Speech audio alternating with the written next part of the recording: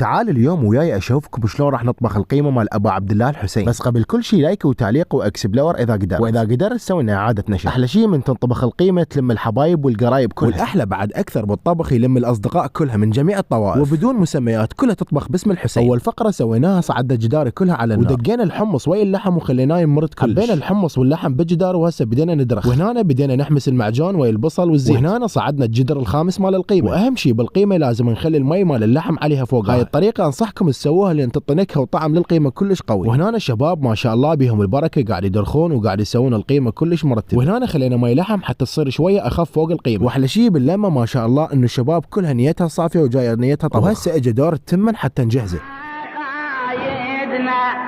نحبكم يا بين داحي البحر.